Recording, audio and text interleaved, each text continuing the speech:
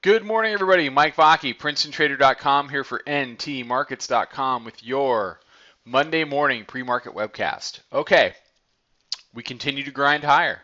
It's day 4 above the Bollinger Band, but being above the Bollinger Band really isn't all that big of a deal this time around because they pinched so close here on the breakout that we're kind of moving higher. It's not like when the bands are this far apart. It doesn't hold the same significance. So we're in day 4 of a grind higher. There's nothing on this chart whatsoever, and there's nothing in the price action. You're not seeing big ticks. You're not seeing anything in the price action or on this chart that's indicative of a market that is done going up. So I'm going to continue to look for a morning dip, whether it's deep or shallow, to go ahead and buy for a move back up above the Bollinger Band. I fully expect to hit 1800 today. I'm looking at 1800, 1803, 1807.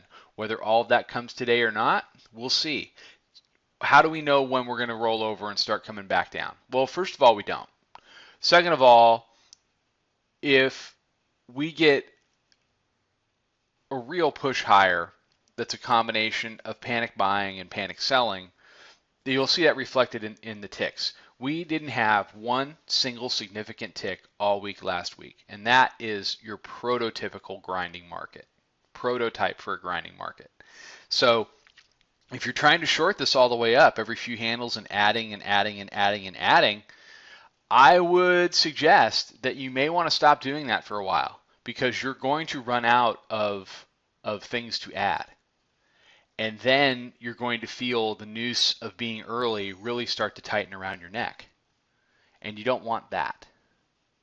So, I did a 1/3 of one position tester short on Friday that I'm regretting, from 89.75. And the best thing to do is to kind of turn your brain off. Stop trying to figure out when the turn is going to come, because in a situation like this, the turn is going to be fairly apparent. There hasn't been a single exhaustion top in this entire market since the uptrend started. All of the reversals have come on large ticks. They have been nothing is easy to identify, but they have been recognizable. Okay. The way this goes, though, is you keep having people trying to guess where the top's going to be, whether that's 79, 81, 83, 85, 87, whoops, maybe it's 90, 92, nope, 94, 96, 97.5. They're guessing right now that it's 97.5. And when they're wrong, they get squeezed out, and then we go do new highs. So when the 97.5 people find out that they're wrong here in a little while, we'll probably go do 1800, and then we'll do 1803. It isn't until things really get moving to the upside that you can get a significant reversal. Your first clue, though, is what I always say. Can the bears take out the prior day low? And that would be taking out 86.5. So if they're able to take out 86.5, especially if they're able to close below 86.5 today, then you can look back and say, well, there was some price rejection up at the highs.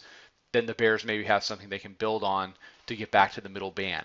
But what I see right now are Bollinger Bands that are just starting to expand, and we are riding those bands higher. And you have to, you say to yourself, well, price has got to get back inside the Bollinger Bands. That's just the way it works. Yes, it will. But that'll happen as a function of one or two things. Either price will come down to the bands, or the bands are going to continue to expand higher, probably with one more up day, and then the bands are going to go ahead and overtake price. And it'll do it without the market ever coming down. And that is a particularly frustrating moment for an early short. So just be careful. Stop trying to guess when the market's going higher. I would suggest you buy that's what I've been talking about on Twitter, and it's what we talk about in the room. Buy the shallow morning dip. Make some money. Will you be wrong eventually? Yes. But it's better than being wrong 10 times in a row trying to pick the top in this uptrend.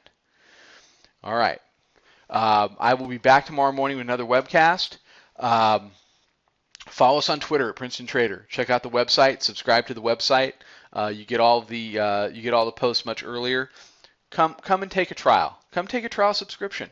Come trade this stuff with us during the day. See if we can help your trading. We'd love to meet you and see if we can help you and see if we can help you make some good trades. I will be back, as I said, tomorrow morning with another webcast. Trade them well, everybody.